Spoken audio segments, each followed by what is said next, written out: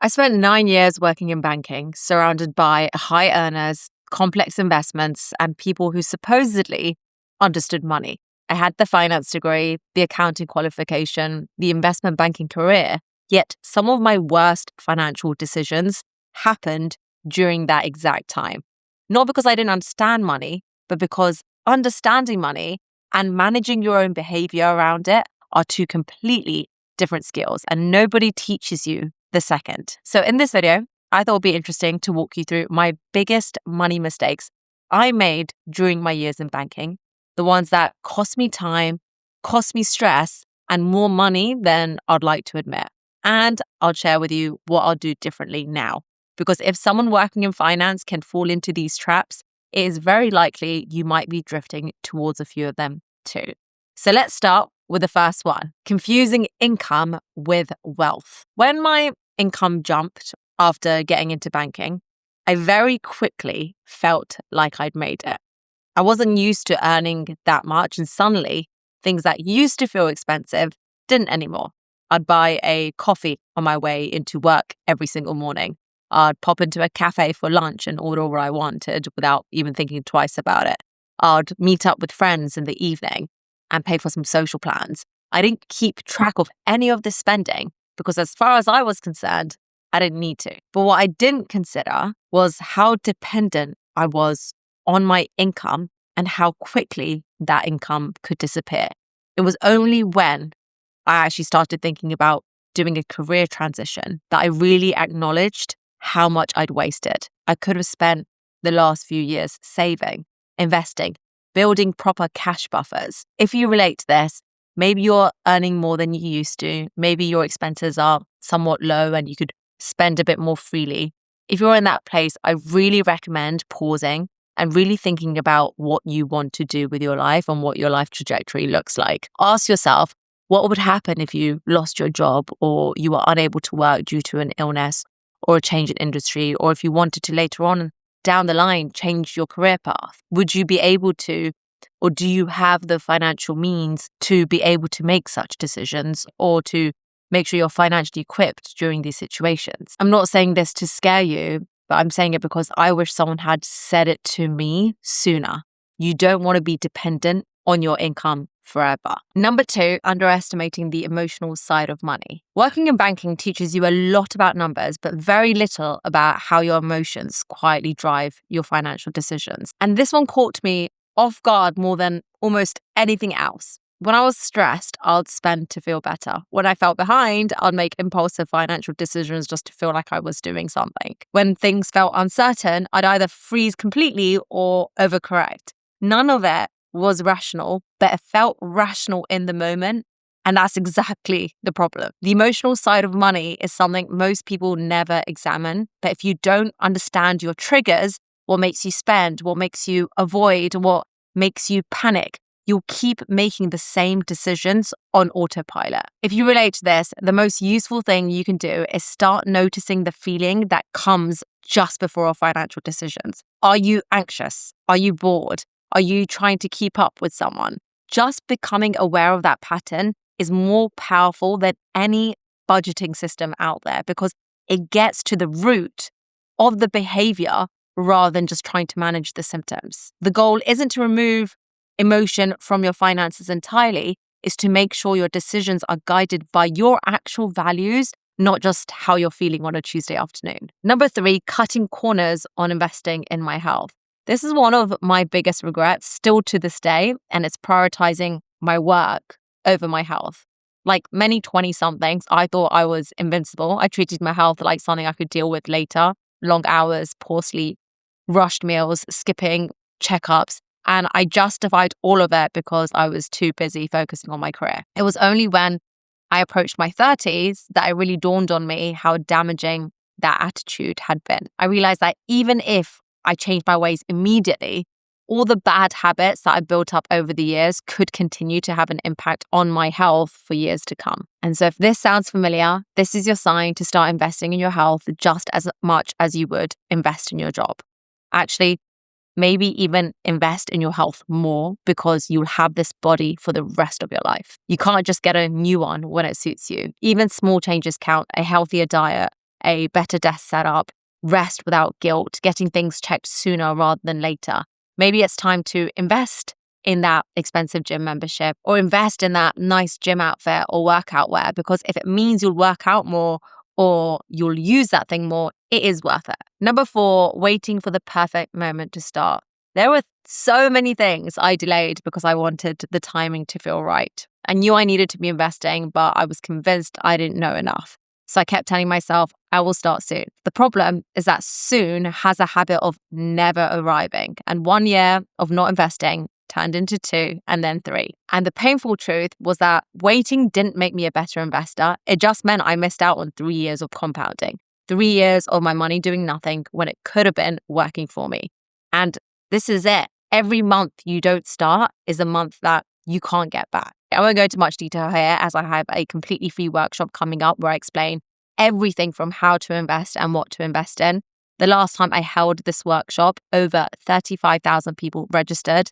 They felt more confident about what to invest in and actually took action straight after the workshop. So I've decided to host it again completely for free. You can sign up at nischa.me/invest and I'll walk you through what to invest in and how to choose, how to accelerate your investment returns over time, the single biggest mistake new investors make and how to avoid it, and how to calculate what you need to eventually live off of your investments. Again, it is 100% free. You can sign up at nischa.me/invest before doors close.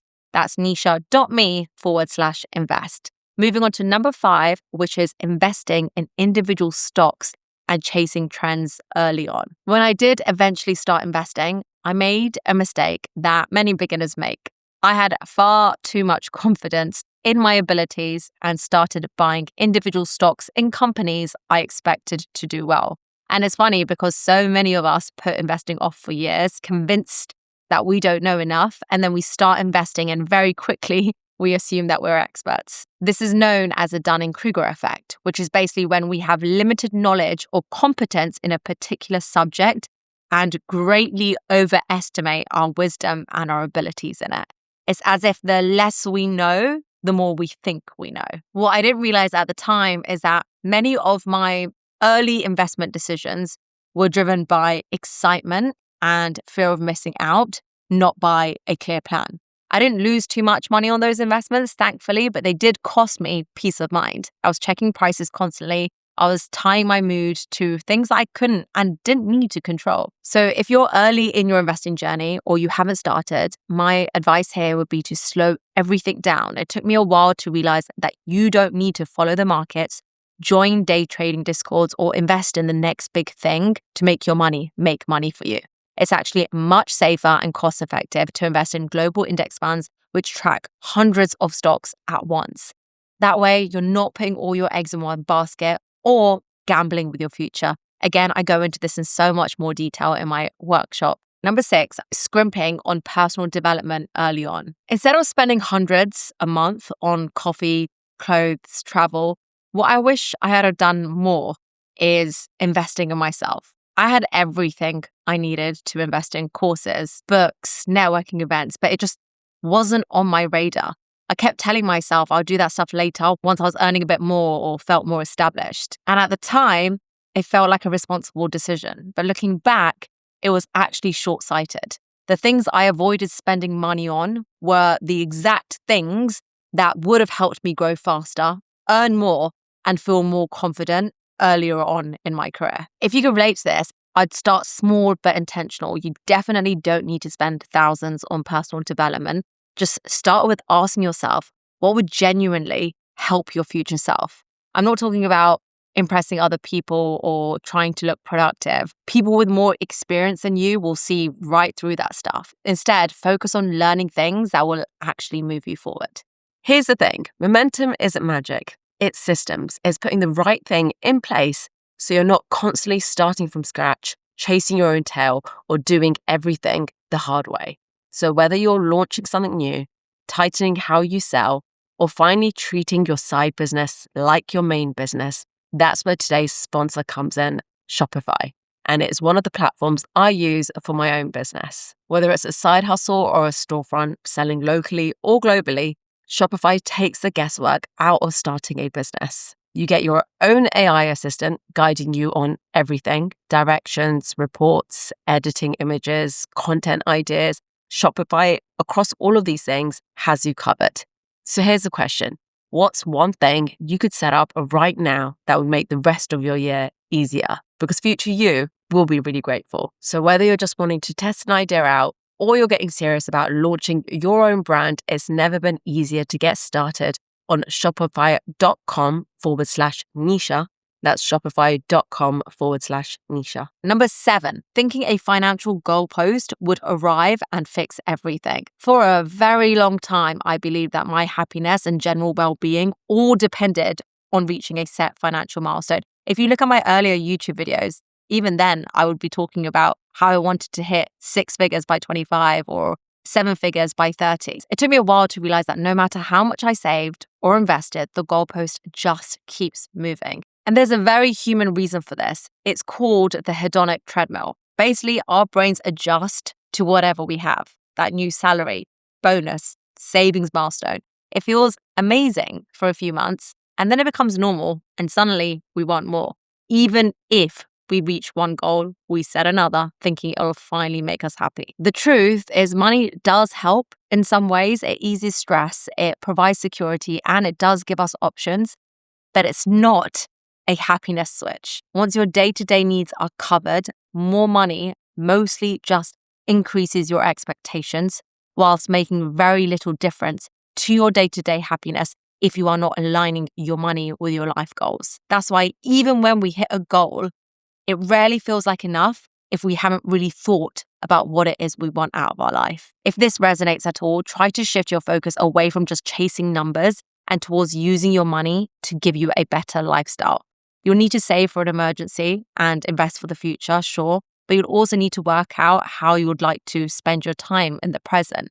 If you think travel will make you happy, budget for it. If you think buying a home will give you more freedom and security than renting, start saving a deposit. Just make sure your money is helping you live the life that you actually want, not just pushing you towards a constantly moving target. Looking back, now that we're at this point of the video, I realize that none of these mistakes are about being bad with money. They're about being human. We all make decisions based on what feels safe, what's easy, what society tells us we should do.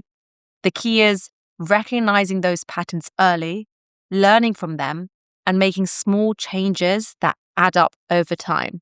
If there's one thing that I'd want you to take away from this, it's this. Start small, start now, invest in yourself, your health, and your future, even if it feels awkward or imperfect at first, because the habits you build today will pay off far more than waiting for the perfect moment that might never come. If you found this video helpful, I'd love to hear from you. What's one money mistake you've learned from, or one small step you're going to take this week to improve your finances? Drop your thoughts in the comments, because chances are someone else will learn from your experience too. Thank you so much for being here. Don't forget to subscribe if you haven't already, and I hope to see you again next week.